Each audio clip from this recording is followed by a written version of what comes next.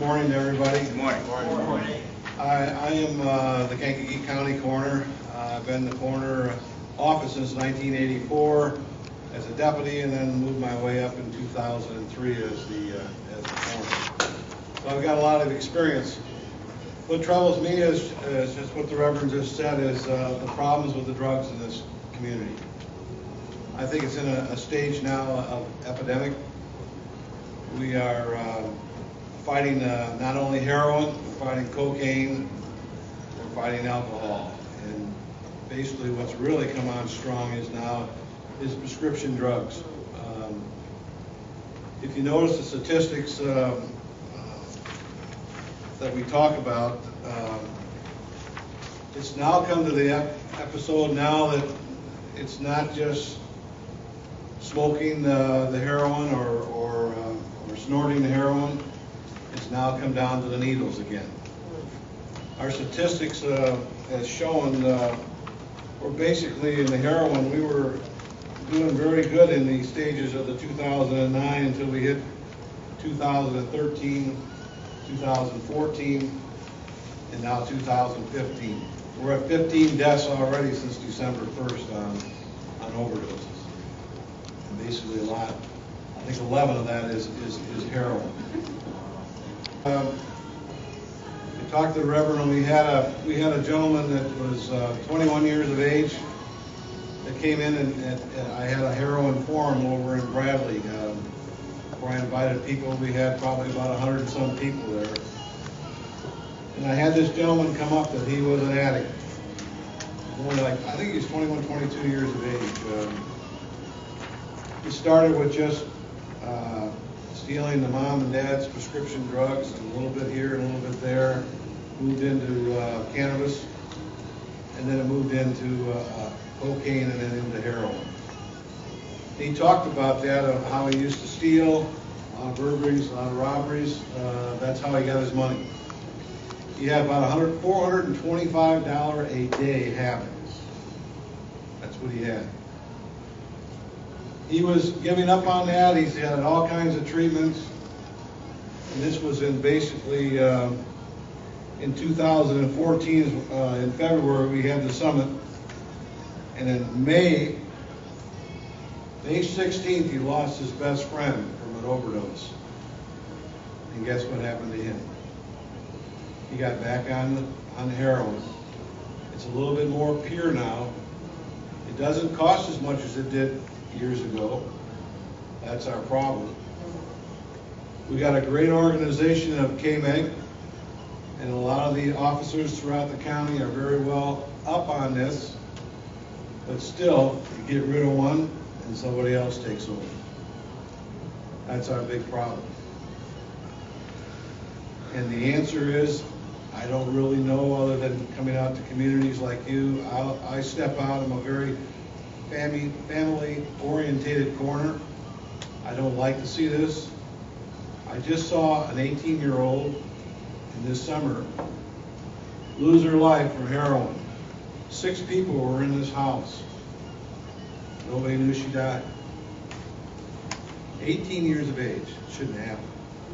All these heroin deaths that we have and drug-related problems. This shouldn't happen in this county. It's a sad death. And believe me, you can read the statistics. But I go to all these calls, all the suicides, all the overdoses. And we do a large investigation on this, trying to find out where this problem is, consisting of. A lot of peer pressure, a lot of depressions out there because of lack of money, lack of jobs, don't know what they want, what to do in life. And somebody comes along and says, hey, don't get so down, I got something that'll make you a little happier. And that's when it starts.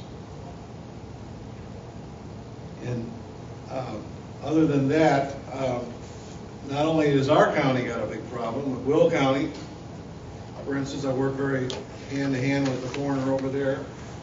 They've had 32 related deaths, and 35 this year already, as it filters down to us. Iroquois, we do the autopsies for Iroquois in our facility out at the public safety building. And they've got a few, but not as many as we do. as you've been reading the paper too, that they're coming as far over to Indiana, over into our county to purchase their heroin. And then they move on, and you'll see a lot of the burglaries, a lot of robberies going on. That's what's happening. And it's very concerning to our department. Not only budgetary for my department, I'm way over this year because we're hitting so many different overdoses. Our annual, here's the statistics that, I don't know if it's on that piece of paper or not. What do you think the average age of this county is of drug overdoses? 35? 40. You're right, close to it, close to 40, 43 years of age. That's so when I go out to all the schools and teach to these schools, I wonder if I'm teaching to the right people, that I need to go to more of the adults. But yet they're going to grow up. And it's just like, seatbelts to texting. That's another high statistics to our department too, but we're working on that. But how do I work on stopping this heroin? It's doing what I'm doing right now. Because it's really hurting right here, because the fact is it's deaths that shouldn't happen. And you read about this all over, and now we have it in our county. So all I can say is I'll take any questions that you got, anything you think I should be doing more, be happy more to do this. Go ahead. With all these related deaths you're talking about, I'm really sure that this does not happen on the very first time. So when an individual is found possibly overdosed but not dead, does this county have immediate interventions to offer these families? Yes, they do. One of the things that I've instituted, again, it's been in all the papers, is each and one of the Kankakee County deputies now are involved in a program that they have Narcan aboard in their squad. There's so many times that I hear on the radio they have snoring respirations and they're in and out. That's a big sign of heroin overdose or an overdose. So now we've gone through a 1-hour class taught by Riverside Hospital, myself, along with the Kankakee Health Department, and along with the chief of investigators from Kankakee County. We've taught everybody, and now other departments want to be involved in this. Even though we have a great EMS program in Kankakee County, sometimes they're not there where the squad's there a little ahead of time. And this could help. We've already saved 2 lives, just like the Reverend just said. That's a plus. Yes, it is. Very big plus. And this is stuff that I'm trying to do the best of my ability, because it really hurts out there to see this. And when you're involved in an autopsy, to see this is what happens. And when the tox comes back and you see the 6-man, which was heroin, it breaks my heart, because it shouldn't happen. I hope that answers your question. Yes, sir.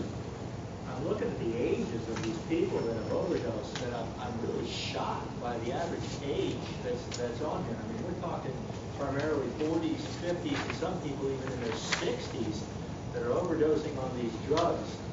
From a coroner's perspective, what are you seeing here? Are these beginning users that don't know how to use it and are overdosing, or are these is the audience, are the people here long-term users who have used for decades and whose bodies have just finally given out?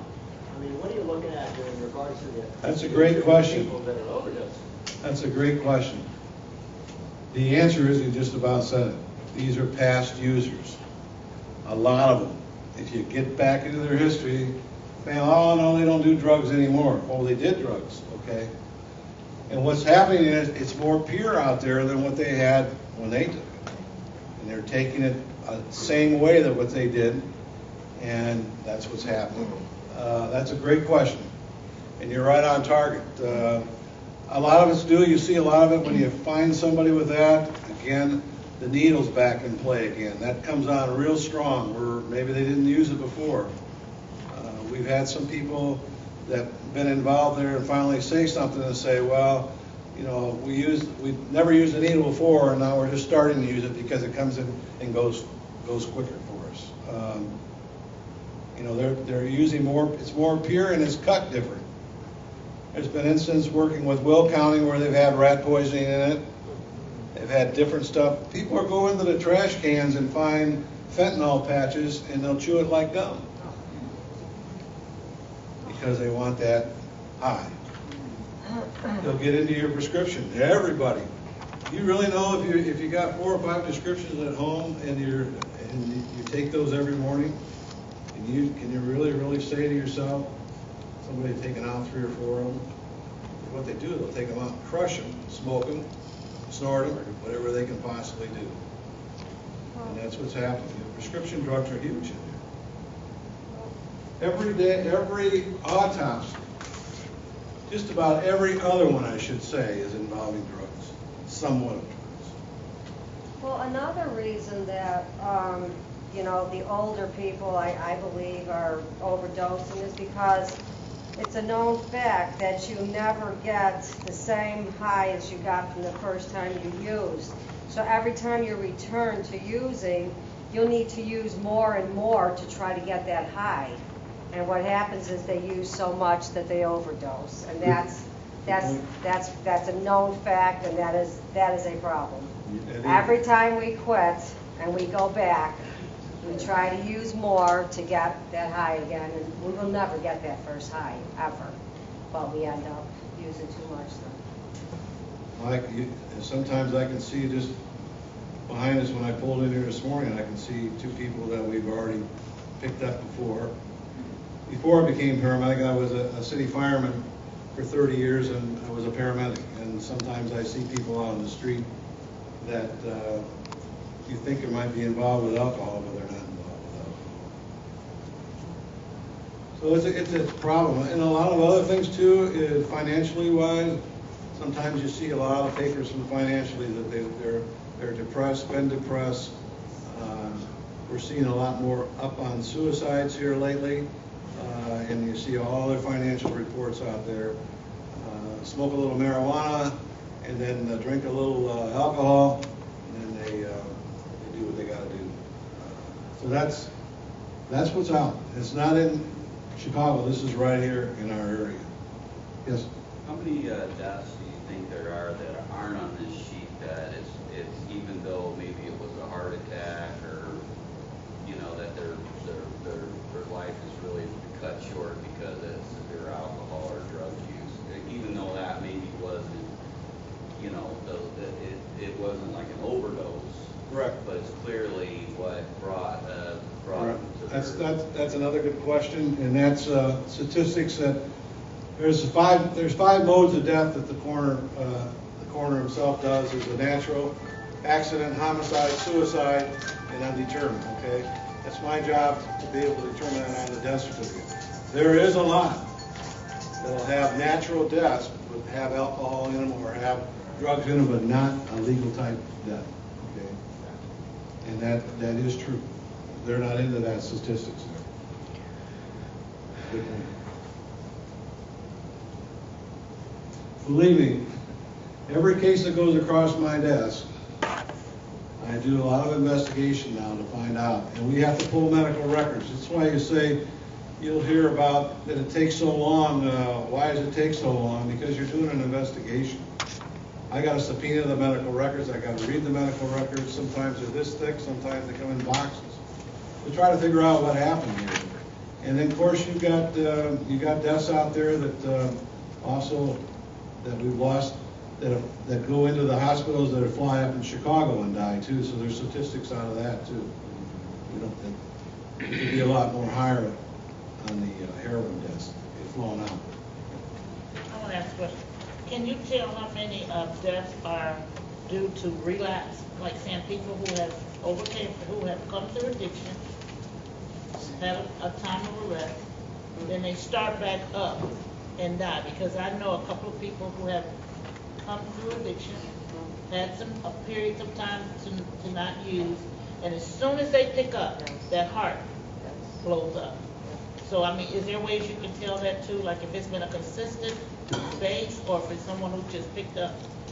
Because we know that's the chance that we take when we pick Well, up. that's what I described to the kids, is what does alcohol, what does, and I'm not saying that, I mean, 2 or 3 drinks, stuff like that, I'm not saying that everybody, like an alcoholic or something like that, but what I'm trying to say is that it happens to be that what you just said is it constantly comes up in our autopsies, where we'll see the heart. It's supposed to be less than 300 grams, 500 or 600 grams, which is called an enlarged heart, due to something on this atmosphere. Or you'll see something in the brain that we see that, because your brain cells, every time you're using cocaine or something like that, are deteriorating, and this is what we come across. Especially, a lot of the questions used to be, and not anymore, is that, well, can I tell if somebody smokes? Absolutely, I can. But that's not the big problem right now. Even if we do an autopsy on a heroin man that died right here, it doesn't come up right away in the autopsy. And then, but those are points that we see, especially the enlarged heart. But you can run around an enlarged heart. People do have an enlarged heart, but it's due, if you get their history and really get into their history, you'll find out that they did some type of drugs in their days. It's amazing. But we do keep track of that. Yes? Excuse me, sir. Is that the only thing that causes the enlarged heart drug use? No. There's a lot. Now you're going to get into really medical terms on Well, that. I just want- But no, it's not. It's not that. That doesn't. It's a process that drugs will. That's what's happening, but not into the world of. There are people that don't do drugs and have an enlarged heart. Okay, what effect does drug use have on the heart being enlarged? You're putting more pressure, calling for more oxygen, calling for more blood. When you have an enlarged heart, you're not producing as much as your regular heart. Okay, that's what the doctors have explained to me, and that's what's happening. You can see that. You'll see sometimes you'll see somebody a young person walking up the stairs, and he's out of breath. That's something to do. Not only that, lung problems, or smoking, they've probably done marijuana, and here we go making this a legal drug. That's always the first step. That's what, I'm totally against that, but I understand there's medical problems, I understand that, but I just hope it doesn't get out of play. They're building one south of town here, right next to the jail. That's a concern to me, because that's every person that you interview and talk to that make it always talk about how they started out in marijuana. Yes, sir. Have you pinpointed where these drugs are coming from, especially heroin? Is there certain, like Karachi, do they have Mexican mud or China white or synthetic? What is the origin and what is the bioavailability of different one of these, Well, if we knew exactly where it was, it's all over. You've got a main passageway of I-57. As you remember, I think it was 4 years ago when the sheriff pulled that truck over and they had over $1 billion in drugs, okay? A large part of it comes from the eastern part of the county into the Indiana area, but basically a lot of ours comes from the Will County, Chicago area. I'm talking about the country where it actually originates from, Mexico. Mexico. Is one more. As a coroner, I'm not into all of that. That's where your undercover people come in. No, I'm just saying, I'm trying to find out if Where? one more toxic than the other, Oh, I see what you mean on that aspect.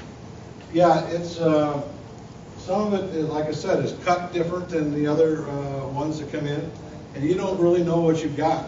The average person that's going to cut this is not knowing exactly, and that's a big problem, because it's more pure than it was years ago. And that's what's, and it's, like I say, it's a lot cheaper. They're getting hold of it a lot quicker.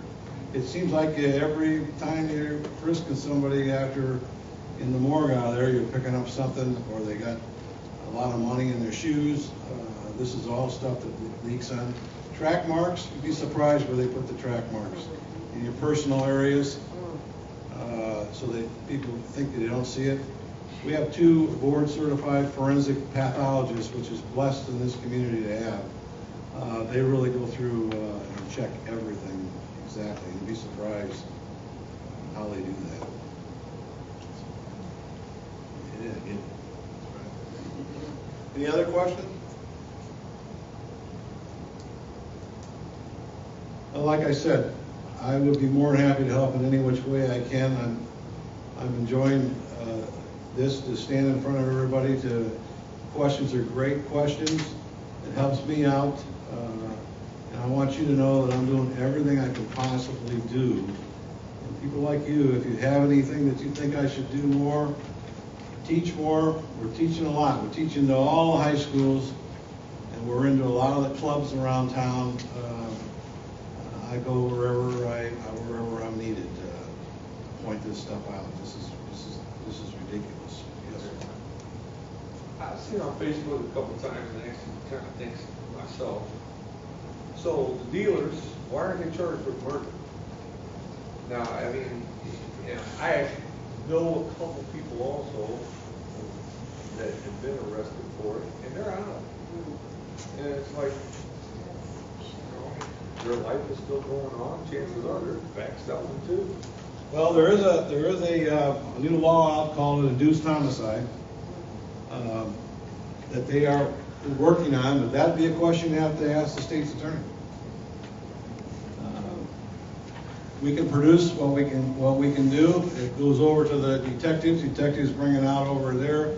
That's a question of why they're letting out. And I agree. I know exactly what you're saying. It's frustrating to see that. I've had a problem a long time ago. I used to raise a guy clean today. I was addicted, and if it wasn't there for me to get, that would, make a difference. As long as it's there freely, my body was craving it. So, as long as it's available and people are craving it, they're going to find it. But if it's not there, it's going to eliminate them using it. You'd be surprised the number of tips that come in from who's selling what, on what street corner, or where it is. You get them, like I say, somebody takes over. I remember an incident out in the Pembroke area where we had a gentleman came from Indiana. He got caught. He did the heroin, then he got into his car driving back. He flipped his car. His car continued to move, and the engine caught fire, and he burned up in the car. Okay. And they were able to go right back to where he was, to that house, took those guys in, and the next day they were selling it out a couple doors down. And those people got out. I know what you're saying.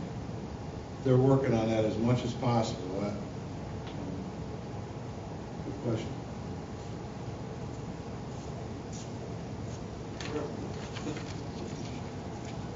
All right, let's go forward to